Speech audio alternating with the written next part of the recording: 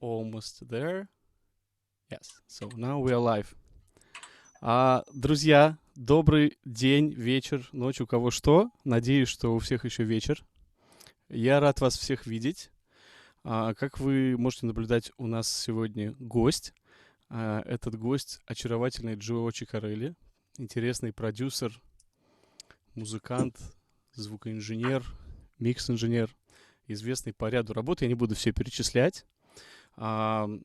Спасибо вам большое, что присоединяетесь и смотрите. Если вы слышите и видите все, и у вас есть звук, пожалуйста, поставьте плюсик в комментариях. Хочется знать, что все окей.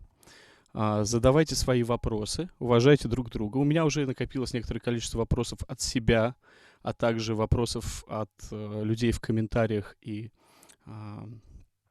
в комментариях трансляций, которые, к сожалению, удаляются. Вот. Ну, в общем, поприветствуем Джо. Hello, Joe. Hello, Ilya. Nice to see you. Thank you for joining us, for participating. It's a big pleasure, and everyone here are happy. We now have like more than 100 people watching, and it would be more.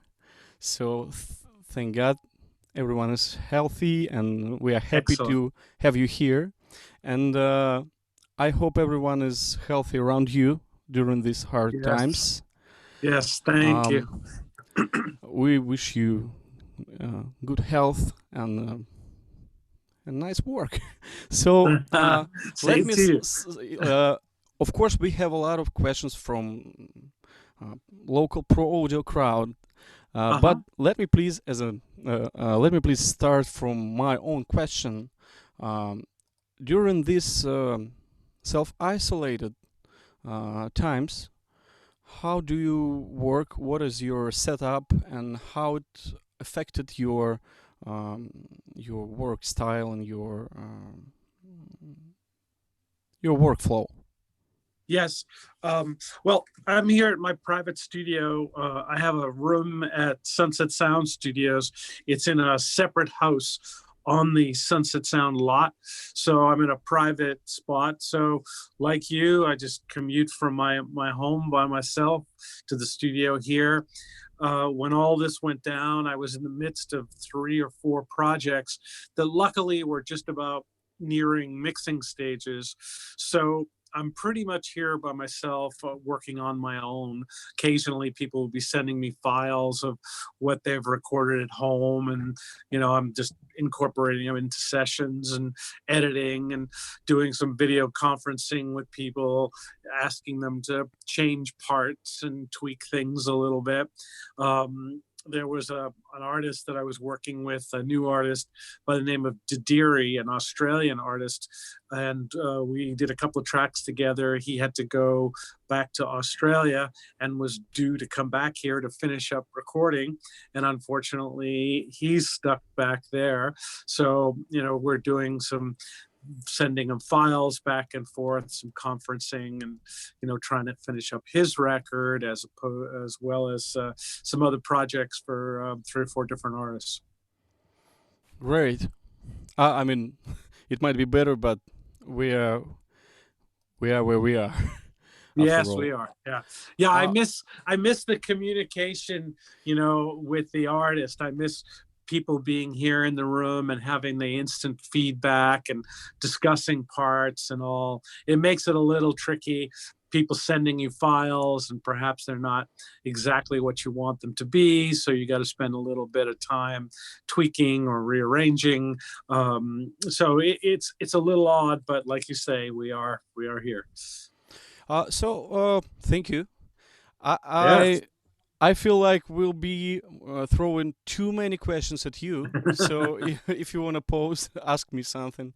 But we have a lot of people asking various things. And let's start from one of guys with the nickname of Radio Technica Channel. He's interested about the process of drum recording, your favorite techniques, approach, mic combinations, and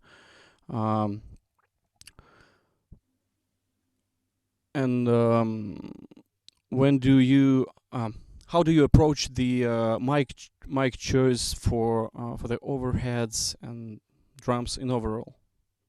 Yeah, it's all dependent upon the song, the artist, and the style of music. The way I would record a heavy rock band is different from how I might record drums for a singer-songwriter or a jazz artist, perhaps.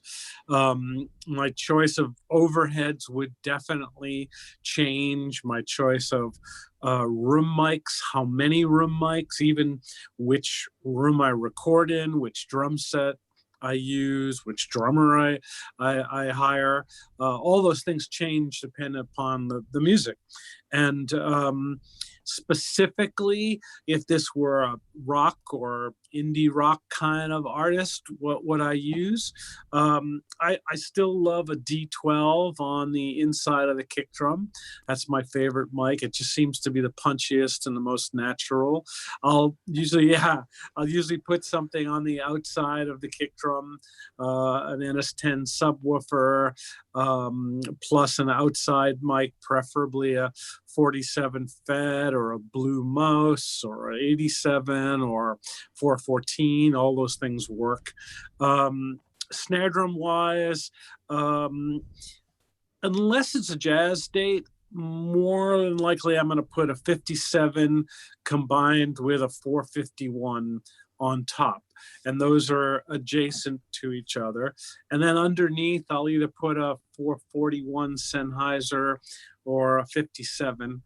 And what I will do with all those 3 mics on the kick and 3 mics on the snare drum is while I'm tracking, I combine them. I get the sounds on each and combine them to one track. So my Pro Tools tracks consist of 1 kick drum track, 1 snare drum track, etc. Toms, most of the time, there are always going to be 421s. I find that I can get what I want out of them. The rejection is great. Occasionally, I'll put an 87 on a floor tom, maybe try something different, 414s on the toms, but that's typical setup. The way I use the overheads will be different.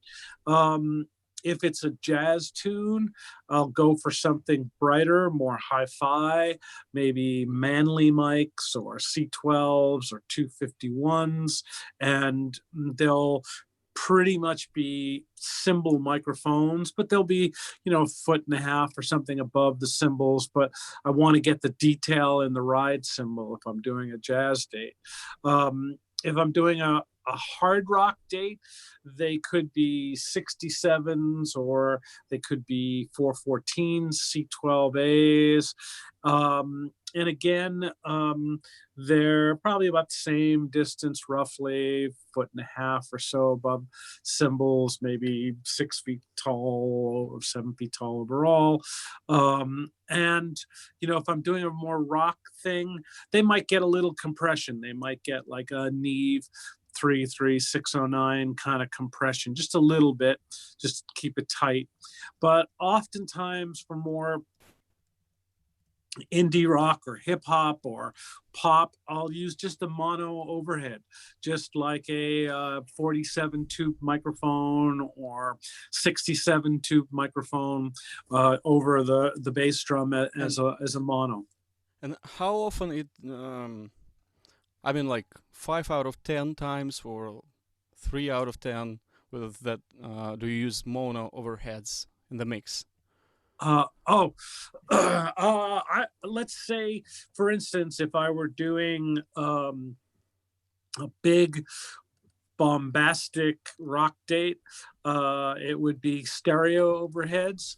If I was doing something more tight and punchy, more indie rock, like maybe like the Spoon record I did, it would be a mono overhead. So I would say it's half and half, and it really depends on the song. Now, with the way modern pop and rock music, for that matter, sounds, people are really concentrating on a tighter, more beat-focused drum sound.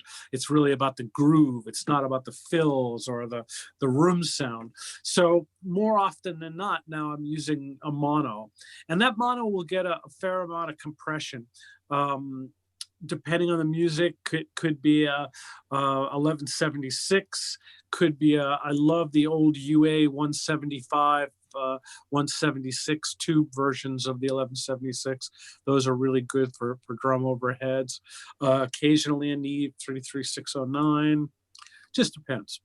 Great. Retro Thanks. 176 sounds good. Yeah, I have 176 here. All right, I love this. Yeah, lovely one.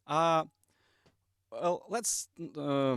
Speaking of drums, we have a question from Konstantin Buglevsky, who is great Russian engineer and producer, who asks you about which chain did you use for drum sound in the last Morrissey record? Let's see. We were at Lefebvre Studios, which you know really well. Yeah. We recorded drums there. We changed the drums around from song to song. When we did bigger rock numbers, we did them out in the arcade room, which is a big, wide open plaster space room. And it would have been a more stereo setup, more ambience involved. A lot of the other songs, like the opening song on the album and Jim Jim Falls, which is I think the second song or third song on the album, were tighter, more groove-oriented tunes. So those were done in a different space at Lefebvre, over by what they call the mill, kind of in a corner that's live but still tight and punchy. So that would have been a mono overhead and a much more contained sound. In terms of the processing, the mono drums were probably 1176s as overhead compressors. There would have been a Tube Tech EQ on the kick and snare buses, one for kick, one for snare. Let's see, the drums that were recorded for some of the other tunes, like Darling, I Hug a Pillow, would have been in the arcade room with a much splashier, more lively drum kit. And I think for compressors, it might have actually been a Dramastic Audio. Obsidian. Yes, Obsidian, thank you very much, on the overheads as compressors. Great. I hope that's enough info. Yeah, great. Thank you. It's it's a deep technical answer, so I hope Konstantin would be happy.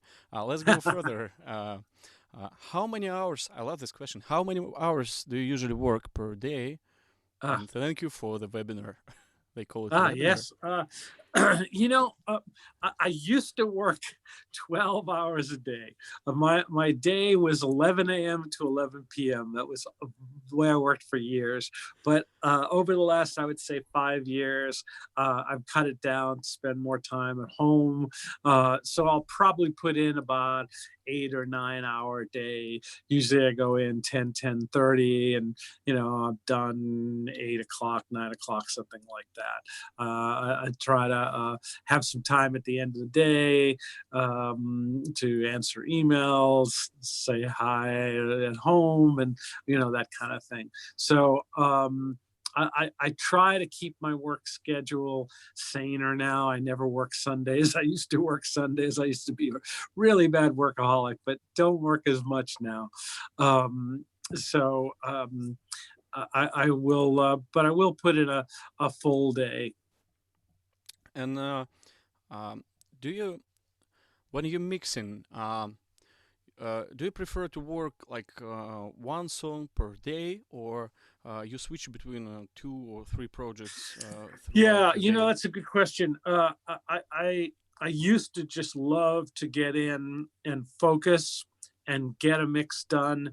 My mode of operation was always get in 10:30 in the morning. By 1 o'clock in the afternoon, I had my sounds. I had the sort of core of the mix ready.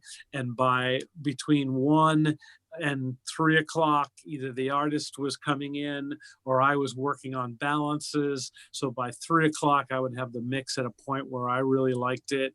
If I had to send a file off to somebody, I would send it off by 3 o'clock in hopes that I would get comments back and make changes. And then by 5, 6 o'clock at night, I could start to be printing versions, because you know the printing process, especially when you're doing lots of stems or lots of multiples, you know, it becomes a 2-3 hour process of printing mixes. Thank you. But in terms of yeah. shuffling between songs, you know, now, yeah, I'll mix. For instance, there's one project I'm working on with Little Dragon, the electronic band from Sweden, and I'll spend a few hours mixing it, and then I'll get a little frustrated or tired or need some objectivity, and I'll go on to some other project and then come back to the next day, spend 4 hours on it, do the same. So I will juggle between projects to kind of keep my sanity. And, you know, having that objectivity of, you know, letting something sit for a day is really, really great, because you notice things that you just didn't notice the day before because your ears were fatigued or you were bored or frustrated or whatever it might be.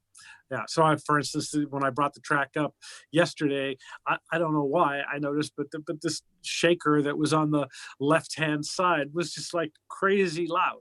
I didn't catch it the day before. It might have been my left ear was tired or something, or I just got used to it.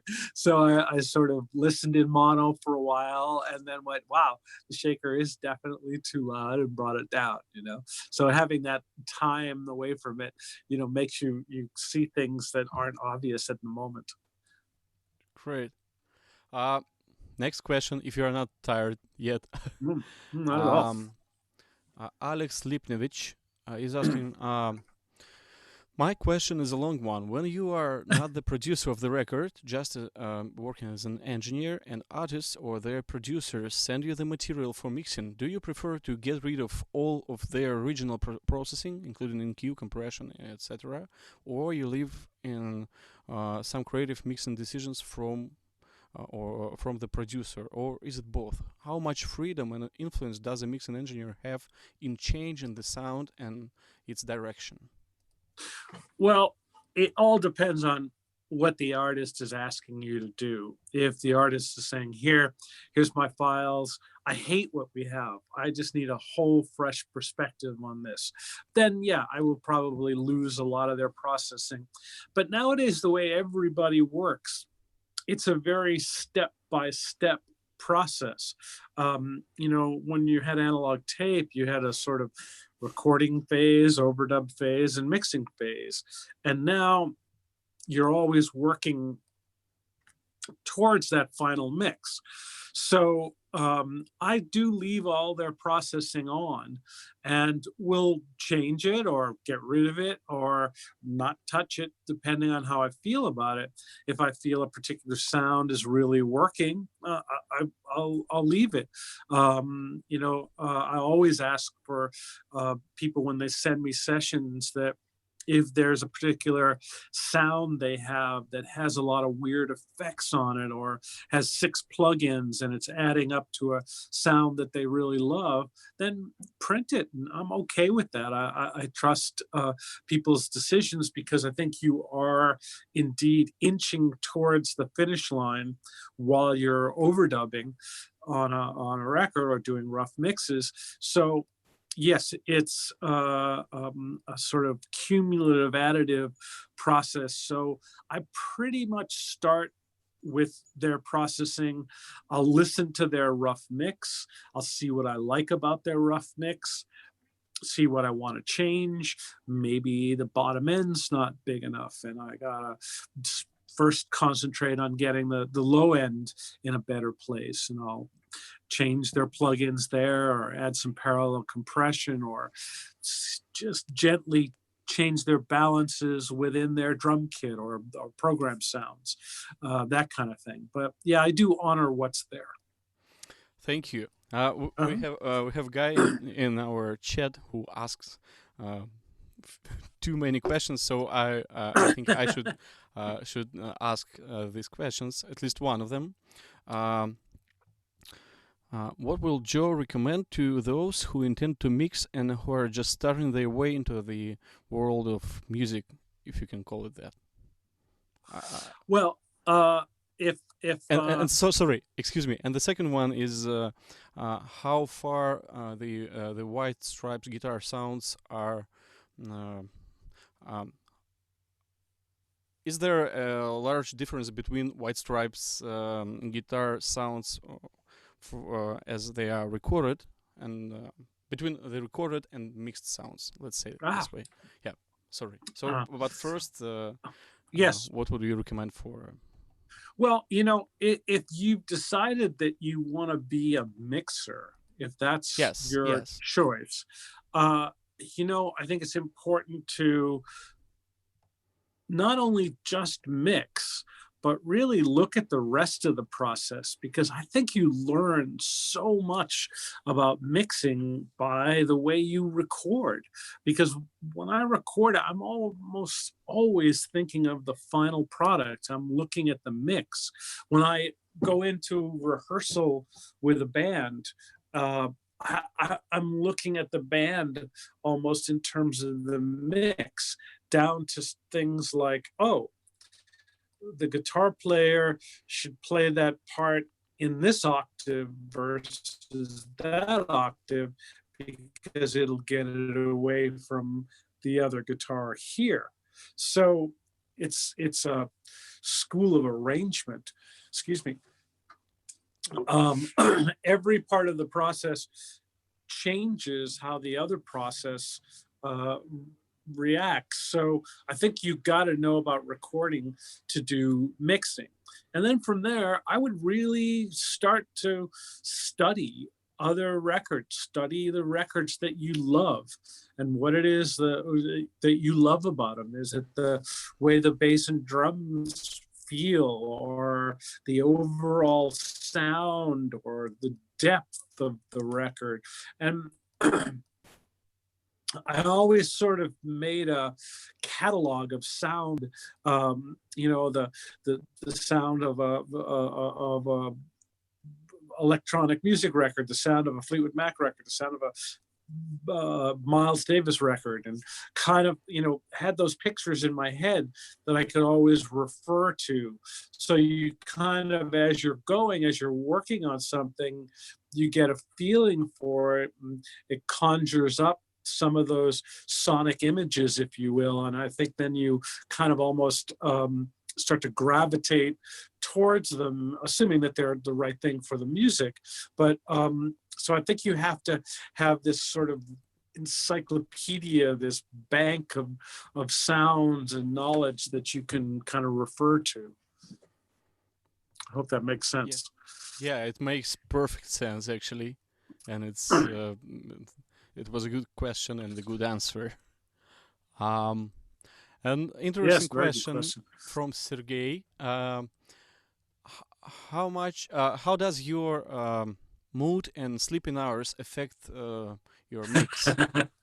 and does it Good at all? question, Sergey. Yes, I never get enough sleep. Yeah, we all never get enough sleep, I guess. Yeah. I wake up in the morning sometimes going, oh, I know what I should do. I should try to take the vocal in the chorus and put it through a vocoder and start the song with a weird vocal. And, you know, so my brain is always going. And I find that when I don't get enough sleep, I'm certainly grumpy, and I come in and I'll listen to something and I'm like, I hate this, you know? Yeah. And sometimes the best thing to do is put it away for an hour, have a cup of coffee, then you listen to it, you go, okay, well, it's not that bad. The problem with it is that the bass sound is taking up too much space. And if I clear the bass up a little bit, everything will make sense. So yeah, sleep and your mood really affects the way you work, for sure. You know, we should get back to the White Stripes question. Yeah. I forgot about That's what that. I wanted to ask. Yes, that's an interesting question because the guitar sounds and in a sense the sound of the record in general did not change too much from tracking to mixing. It was tracked at Blackbird Studios. Um, the console is actually a Trident Series 80B, but we used tons of Neve modules and Focusrite modules. Blackbird has a crazy mic collection, a crazy outboard collection. So other than for room mics, perhaps the Trident console didn't get used that much. We mixed it on a 8078 Neve vintage console, and the mixing process was very quick. I mixed the whole album in a week. It was like 2 songs a day, and the sounds were there on tape. Everything was processed. That's the way I always work. It was done 16 track analog. And the guitars were 2 amps. For the most of the guitars, there were 2 amps. An old Silvertone piggyback amp and a Fender. What's that? Excuse me, I'm in Silvertone amp and case? No, not that one. This is the big piggyback one that's got the 2 12-inch speakers, I believe, and then the separate head. I think it's like maybe a 1486 or something is the model number. I'm not sure about that. That sort of covered the low end of the guitar sound. And then Jack's Fender Twin was very much the attack and the aggression of the sound. We started with a 57, a Coles 4038, and a U67 on each amp, and those got blended together to 2 channels. And then I might have had a mono room mic way in the back of the booth. It was in a big isolation booth at Blackbird. They were going through vintage Neve modules, BCM 10 Neve sidecar, 1073 input modules. And then I might have had an API 550 AEQ on the guitar bus. So all the processing was done right there. Yeah, pretty much. And limiters might have been 1176s, Fairchilds maybe on some of the guitars, but mostly 1176s. So anyways, when I came to mix, it was really just adding a little bit of mid-range or a little bit of a top end on the Neve, and mainly to, because those 8078 consoles sound so great. They're so Neve-like sounding, but they're a little clearer. They're a little more open, a little more sparkly. So it's more like I just wanted to get the tone of that console. So there wasn't much processing in the mixing stage of that album because it was pretty much all recorded that way. I would have had a, parallel compressor on the drums, but the guitar sounds were pretty much as recorded when it came to mix. Great, thank you. And there are tons of questions regarding the guitar tracking techniques and overall. Which are your favorite mics and preamps for guitar dates? My favorite mic combination still is a Royer 121 and a good old Shure 57. If I have those 2 mics, I can kind of get by for anything that I need. Occasionally, I'll do an 87, maybe 3 feet back, and then a 414 or whatever it is as a room mic, maybe 6, 8, 10 feet back. Depends on the guitar sound that I'm looking for. occasionally, I'll use a 421 as a third mic, and we'll blend them all together. That's mainly for harder, heavier rock guitar sounds. I'll have the three mics, and I blend them together. Even here in my personal studio, I have a radial workhorse rack, and that's what I use to sum the guitar mics together. If I have just a small Fender amp out there, or Vox, or whatever it is, that sum together through the radio, I find that it's good enough quality. I've got good API microphone preamps, and I've also got the Sunset Sound microphone preamps, which I really love. They're a copy of the custom built Sunset Sound Frank DiMedio preamps. So they're basically an API design, but they have higher quality components. They have Jensen op amps and Jensen transformers as opposed to the API op amps.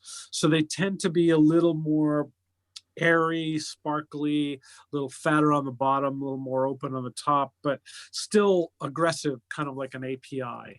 So for electric guitars, my choice is usually an API chain, API microphone preamps, 312s, and 550A equalizers. Great, thank you. I feel like I will put the question from myself, and maybe then for a payback, I will ask some interesting question from the chat. Could you please name an engineer, or maybe two, who inspired you the most? Oh, I mean, wow. the colleagues who you learned from and who are most inspirational for you. Oh boy. I mean, there's so many people over the years. I was really lucky that I started as an assistant engineer at Cherokee Studios in Los Angeles, and the Robb brothers that owned the studio, they were all really great engineers and took me under their wings, and I learned a lot from them. But over the years, I got to work with people like Jeff Emmerich and George Martin and Richard Perry, and so many great producers and engineers that I really learned from. Certainly people like Dave Friedman and Bob Clearmountain, and inspired me, and I like it. I like to see engineers that really push the limits, have really unique sounds, do things differently, that don't follow the rules, that come up with things that are unexpected and perhaps not perfect. I think that that's the key to it, is really coming up with a sound that has character and personality and doesn't sound like everything else. Like every pop record you hear on the radio now sounds exactly the same. It has the same drum samples, the same synth bass sound, the same stacked vocals. There's no real like originality to a lot of. Yes, exactly. And they're well put together, very, very professional, really well done, but not exciting for me personally. The things that are a little off, a little quirky and a little odd in terms of the sonics, are the things that are really exciting to me. Needless to say, Tame Impala or Cage the Elephant, those are really unique records. They don't sound like anything else. Tyler the Creator is a great record. Kendrick Lamar, really great sounding record. So I like things with personality. Thank you. It's a great point. I'm happy to hear, and it's really inspiring. We have a nice question from Valery from Kazan. You work with the big name artists, but there are probably some occasions when an artist or a producer are asking you to do something with the mix that will definitely make it sound worse. Which arguments do you use to persuade your client that they are mistaken, or what they are suggesting shouldn't really be done? That's a good question, because it's always tricky, always tricky. You know, the one thing I'll always do is I'll just present both options to them and say, okay, here's what I feel is right, and here's the other version. And ultimately, it's the artist record, and it's their, they have to live with it. They have to present it to the public. They have to believe in it. Occasionally with things like, you know, a lot of artists don't want their vocals really loud.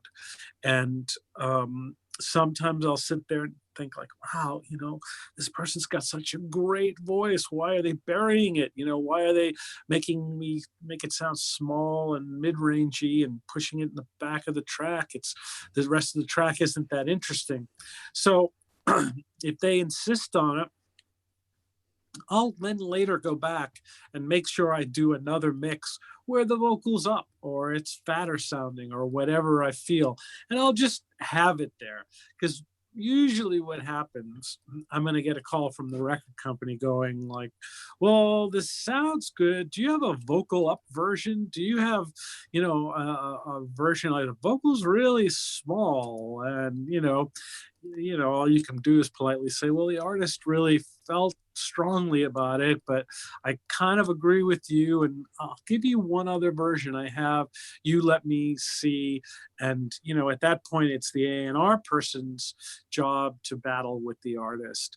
But I usually, if I'm in the room or online with somebody, I'll just present an argument and say, look, honest, I got to tell you, I really love it this way because I think the vocal speaks to me better. You know, without all these guitars or these keyboards that you have in this one spot, the vocal becomes more intimate and I'm drawn to the song. These other sounds seem distracting to me. I know that you spend a lot of time in the production, but they seem to fight some of the key other elements in the track, and maybe you can live without it, or perhaps we can filter these elements down, make them smaller so they're still there, but they don't fight with some of the other things. So I'll try to see the artist's point of view is my point here, is I'll sort of try to go the distance with them. But in the end, if I really feel strongly about something, I'll make sure that somewhere in there is a version the other way in case somebody comes back and changes their mind. Great. Thank you. Next question. Still, actually, if you're tired of speaking, no, I'm good. There was a tricky question. If it's possible that maybe you can show us a little bit of your home setup, but it's optional. So. Oh, yes, of course. I don't know. Let's see. It'll be interesting to see. I can kind of just move the phone around and show you. This is my personal studio here at Sunset Sound. It's in a different building than the main commercial studios. So let's see here. I have a Avid C24 control surface. There's some outboard gear on either side here. API rack that I use for tracking. I do mix everything through an analog summing network. I have a Burl summing, 32-channel summing box here, and Pro Tools system here. My monitoring is ATC 45s, and I also have Acoustic Energy AE1s and Avantone cubes. I'm trying to send some files here as we speak. Yeah, we can have a little pause if you need to send some files. No, we're good. Then there's a rack in the back here, which is my stereo bus chain, which tends to be a Chandler curve bender EQ, and then goes into a Shadow Hills compressor and a Cush clariphonic parallel equalizer. How often do you use clariphonic, by the way? Most of the time, a little bit of it on the stereo bus, not much, but I do use it. My favorite piece of outboard gear is the natural sunlight that comes in the back of my room. Yes. I hate being in a cave, so that's my favorite thing. On the other side of the C24 is more outboard gear here for tracking vocals, some Neve preamps, some 1176s, and I can walk you out into the overdub room here. Thank you. It's priceless. Visual. Good. So I have a small space here. We were doing backups last we left off, and keyboards, guitar amps, good space to chill out. There's a little room here that sometimes bands will maybe want to do some beats and do some programming while I'm in the other room. More guitars and all, and a little lounge here. And that's kind of about it. It's beautiful, wonderful. There's my Pro Tools rack here. Everything is clocked with a antelope clock, and then it goes into a Burl B2 bomber at the end of the analog processing chain, and that's pretty much it. Thank you. That's what we needed and what we wanted. Good. And even more. Thank you. Let's see. Oh yeah, I could show you. I could show you one piece of gear that I'm really high on, and we could even talk. If I can do a shameless plug, I built a microphone since we last saw each other. For about the last 6 years, I've been trying to basically do a recreation of the old C37 tube microphone. Yeah. And finally, after about 6 years of work, we've got it in production. We've sold about 100 of them. And we've really got the mic to where it's about 98% of the sound of the original microphone. As you know, all vintage microphones sound different, but we're really confident that if you put this in a batch of C37s, you wouldn't be able to tell the difference between the new mics and the old mics. But it was a long 6-year process of building this. We went through 18 or 20 different transformers, 4 or 5 different capsule designs. And it's really not easy to make something that was built in 1953 in 2020. It's quite a process, but I'm proud of it. I think it's interesting. It's always scary when you finish an album and the world is going to hear it. It was even scarier for me releasing this microphone, because I wanted to get every little detail right. And even to this day, after 100 microphones out in the field, I'm still, with Brent Casey, the designer at ToneLux, we're listening to capacitors going, well, maybe we like this brand of cap better now. We did like that one before, but this new company that's come along, this might be a better output cap, So, and he's a tweaker as well. And every day, every microphone that he builds, he sits there and he's both listening and testing on a scope to tune the capsule perfectly to get the ideal curve of a C37. They're very unique microphones in that they're very gentle in the upper mid-range, but they also have a tip-top end peak. So they have a nice amount of 10, 15K, but not an overly aggressive 3 or 5K. So for a lot of singers who get kind of nasty as they dig into a mic, or maybe they jump from their low range to their high range, the microphone has a really cool way of chilling it out and keeping it contained and not getting overly nasty, which in my ear translates to I can make this vocal louder in the track without it, being offensive to me.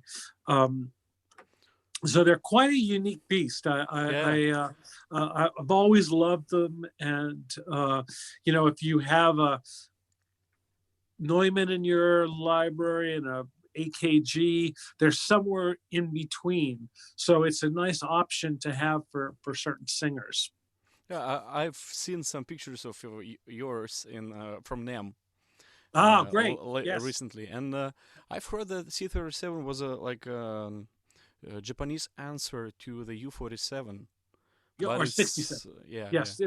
It was their answer. I think they were trying to create a 67. Basically. And it doesn't sound anything like a 67 to my ear. It's its own very different beast. And a very simple circuit, but very sweet sounding microphone. I have great luck with them on drum overheads, acoustic guitars, vibes, vocals, a lot of things, background vocals.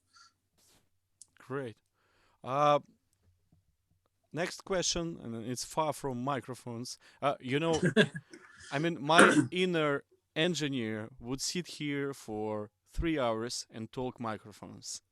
But we have people there who are asking questions constantly, so I would help them out a little bit. So the next question is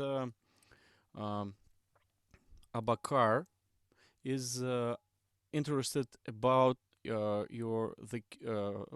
work with the Killers, and especially with bass guitar and the recording chain, and the overall approach to recording the bass guitar. Well, my work with the Killers, I only produced one song for them. I did produce an album for Ronnie for his solo album, his band Big Talk, but I only did one track with the Killers per se. A pretty straight ahead approach. My approach to bass, let's usually talk overall bass approach. Yeah. Okay. Usually for a rock band like that, I think what we did would have been a direct. I have a direct box by a company called Sonic Farm, who I've helped build preamps for, that I really love. It's just this big, fat, open sounding preamp. I use that on bass as a DI box. I'll also always record an amp, anything from an SVT. In fact, I think that's what we did with Killers, SVT, or a Ampeg B15. Some of the small Fender amps sound pretty good on bass. The ones that are designed for bass, I've forgotten the name of them, 110 maybe. But that I'll usually mic with an RE20.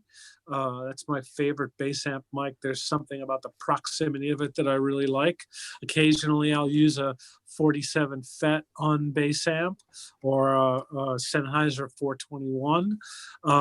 For a big rock band like the Killers, I don't think we did it on that track, but a lot of times I will mic one of the speakers in the cab pretty close with that RE20 or whatever it is, and then I'll put another mic back, 3 to 6 feet away from the amplifier, to capture the room sound, because as you know, bass tones take a long time, a lot of space to develop. So yes, so I've found that having a room mic that really gets me the size and the tone of the overall cabinet is important. So I'll blend that room mic together with the amp mic. Do you do some phase alignment or IBP phase tool or something? Yeah, I will. I'll if they're on separate tracks in Pro Tools, I might nudge the room mic a little bit. I've gotten pretty good at knowing, for instance, on an SVT amp, exactly where to mic the speaker, so I get the least amount of delay between the DI and the speaker. But I'm still, all you have to do is put a pedal in line, and a stomp box can sometimes change the phase of things, and so it's tricky. So yes, occasionally in Pro Tools, if it doesn't sound quite right, I'll nudge the amp a little bit. Great, thank you. Let me see. What's your mix bus? Okay, you've answered that. Where do you find inspiration, and how do you feel about the trends in modern music? And do you often find any trends in modern music which you actually like? Oh yeah, I listen to a lot of new music. Man, I'm always checking stuff out. I find artists really every day of the week that I'm intrigued with. I mean, I do like a lot of electronic music, a lot of hip hop stuff. I'm finding that people in those genres in particular are making more interesting sounding records. They're taking more chances with the production. Yeah, I listen to a lot of stuff. I mean, man, we're talking about Tame Impala, Toro y Moi, Square Pusher, man, I don't know. Oh, we have a connection issue, Joe. Hello, can you hear me now? There's stay for me. Oh no, I'm good. I can hear you. Yeah. Great. We had some connection issue Oh. for a while. Yeah, no, I find new music all the time that I'm really excited about. So and excuse me, sorry for Yeah. interrupting. And what's Yes. your favorite environment for listening? I mean, not professional listening as an engineer, but for the inspirational listening. Your car, or I don't know, headphones, or Yeah, I live in LA. I spend a lot of time in my car, so I'm really listening to the car a lot. And in terms of home, I have smaller ATCs at home, and I have a Sonos system in my living room, and I also have some desktop speakers that I really love. They're these old AR powered partners. They're a two-way system that was made maybe in the 80s by AR. And I find that they're very true and very easy on the ear, and they're great for me to just put on my desk while I'm, sending emails or whatever, and listening to demos or listening to new music. Yeah, but I do find that being in LA, I'm probably spending a couple hours a day in the car. So I definitely would be listening to most things there. and how often do you sing to your favorite songs in your car while driving? Do you do that? Not now, because I'm wearing a mask all the time. Yeah. Okay. We have a nice question from Paul. Hello. Greg Wells once talked about working with Joe at Sunset Studio and about his vocal chain. Greg said it was the best vocal he had ever heard at tracking. Oh, man. Can Joe say something about it? So I guess guys want to know about your approach to vocal recording and your preferred vocal chains and mics, maybe. Well, to start with, Greg is one of the best producers that I've ever worked with. I mean, he's just cute. He's just an amazing guy. He's a sweetheart of a guy. He's really passionate about what he does. Musically, he's just on another level from most people. I mean, he's a great songwriter. He plays great piano, drums, guitar, bass. He's ridiculous. So he really has a good sense of everything, every instrument, and he's a pleasure to work with. I really cherish my time that we worked together. We worked together on so many different projects: Rufus Wainwright, Hanson, Michelle Branch, just a number of artists. I love them. Vocal chain, I can't remember specifically which project he's referring into. There is a comment that that this was 1073 into 1176 into LA3A. It might be like a lot of times I will use two compressors on a vocal. In fact, just the other day I was doing lead vocals with this rock singer, and she said, "What's that?" Excuse me, while tracking. Yeah. Yes, while tracking. She sounded great. We tried a lot of microphones out, and the best microphone for her was an old M49. And that went through, beautiful mic, but she's got a big, bold voice, and that makes sense. So it went through a Sunset Sound preamp, then into a Pultec, and then into an 1176. And then after that, a distressor, because I wanted to get the vocal as big and upfront as possible. And it was even though it's a rock track, she's almost got like a big Chrissie Hynde kind of voice, or Janis Joplin. Mm-hmm. So I wanted it to take up a lot of room and have all those nuances there.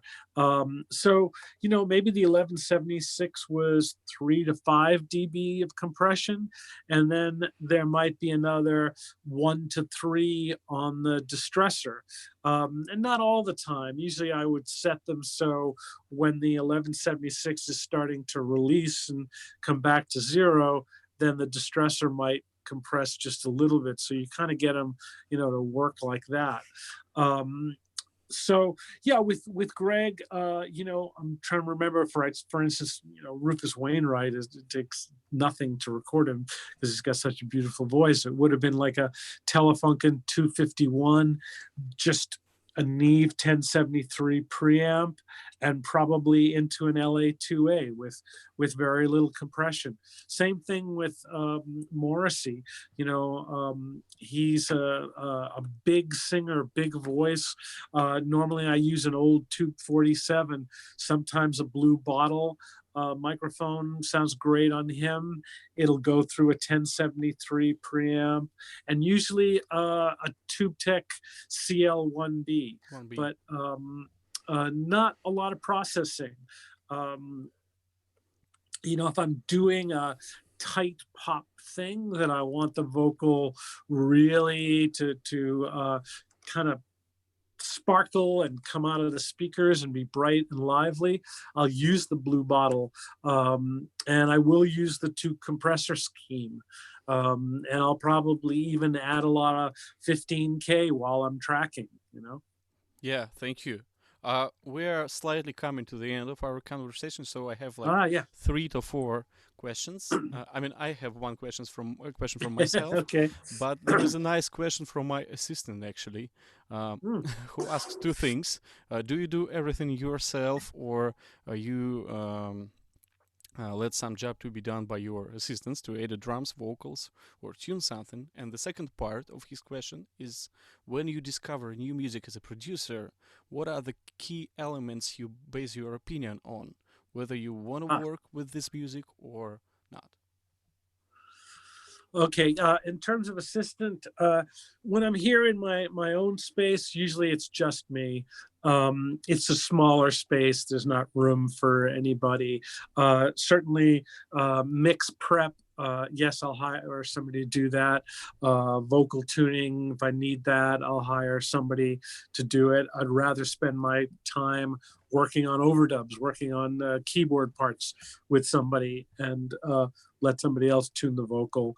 And usually I'm very specific about just tune this word or just tune that word. Don't go through everything because the performance is great. With great artists, some like Rufus Wainwright and Morrissey and Elton John and people like that we talked about, tuning. It's a word here, a word there. Maybe you tune a half a dozen words in the course of an album, but very, very, very little. So that kind of thing I might do on my own, but I tend to, just hire assistants for those things. When I'm tracking a whole band over Sunset Sound, I'll have an assistant that I trust, Bill Mims, who's worked with me on a lot of projects, and I'll discuss with him beforehand how I want the room set up, where I want the players to be, the communication that needs to happen between everybody in the room. So I want to make sure this person is close to that person, and these kind of mics. So yeah, and in those scenarios, I will have an assistant. And in terms of music, that's a good question. Like, what is it about something that makes me excited? And I think it's a couple of things. The main thing is they have to sound unique to me. They have to sound special and individual. They have to sound like nothing else I've heard before. They have to be fearless. They have to be taking chances. They have to be just kind of outrageous, and also there has to be a place where I'm not just a fan of the band, but I can see myself working with them. I can kind of see how I can help them out. I understand maybe what's great about them and also what's lacking about them. And I have to see my space, if you will, in the project where I can really help them to get to the next level. There's an Australian artist by the name of Jaguar Jones that I'm really excited about, and who knows, maybe do some work with her. Catfish and the Bottlemen, I really like. I think that's a band that could just blow up worldwide, but kind of hasn't had the right album at this point in their career. There's artists like that I feel like, wow, they're about to turn a corner. This could blow up and be really big, but it's just missing this one little thing, or maybe they don't concentrate on grooves enough, or they don't concentrate on, I don't know, lyrics enough, or whatever it might be, that I feel is the next element that's needed to break them. Great. Thank you. Maybe two short questions. One from Elias Howie. Do you have an experience with the Russian microphones, Octavas, Soyuz, Lomors, etc.? What do you think on them? Yes. In fact, Ilya, you and I could go back to Mix with the Masters days. And I remember getting that Lomo dynamic from you that we could unfortunately never get really working properly. But yes, I do have experience with Lomos. Certainly the little Octavia pencil mics, pencil mics. The Lomo 19, is that the number 019? That's an interesting sounding microphone, little bright, but interesting sounding microphone. Over the years, Blue microphones came out of Latvia, and as well as JZ microphones, and a lot of great microphones has come out of there over the years. And question from my wife, which is surprising. I'm not sure I can answer this, or I should.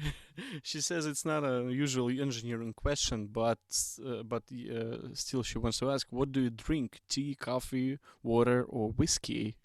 Okay. Well, coffee is my poison, and I shouldn't drink it because I get sometimes acid reflux.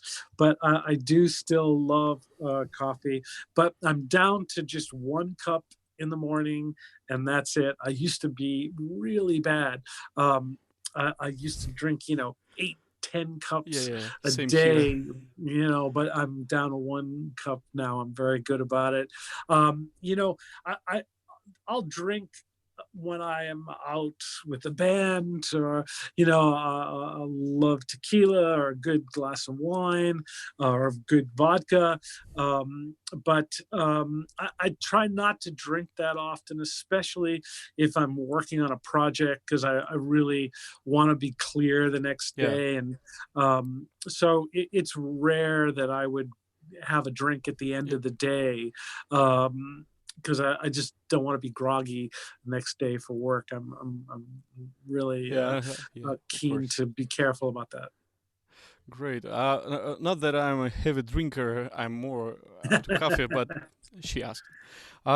Joe, we are running like we don't want to take your time anymore, and I'm super happy and thank you very much for Oh joining man, us.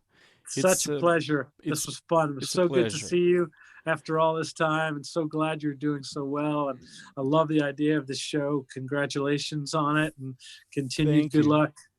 All I right, will, stay. yeah, let's thank everyone, and I will shut down the streaming, and it would be it. Thank you. I hope everyone are happy, and we all wish you good health and good times through that strange period. Thank Yes, you. to you too. Stay well, stay safe and healthy, and thanks for having me on. Good luck, Thank you. guys. Make Thank you. some It's been great a records. pleasure. All right, take Thank care, you. Ilya. Bye Bye. bye. Bye Bye. Thank you. bye. Bye. Друзья, всем большое спасибо. По-моему, мы неплохо пообщались. Было здорово. Спасибо за хорошие вопросы. Еще раз прошу отнестись с пониманием к тому, что невозможно задать все вопросы.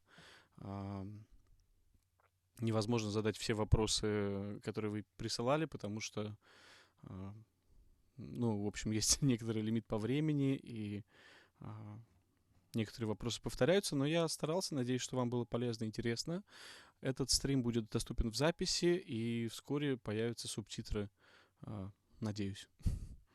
Большое всем спасибо, что посмотрели. Поставьте лайк, расскажите друзьям. Не болейте ни в коем случае, и ограничивайте контакты. Сейчас это важно для всех. Даже если мы не болеем, мы не хотим заражать других людей. Вот. Скоро нас с вами ждут еще интересные встречи. Пока не буду говорить с кем, но следите за соцсетями, подписывайтесь на канал. Если кому-то нравится, вы можете стать спонсором канала. Такая опция тоже доступна. Вот. И у вас будет некоторый инсайт. Вот. Большое спасибо всем, друзья. Макс Мартин, можно. Все. Спасибо. Пока. Очень рад вас всех наблюдать.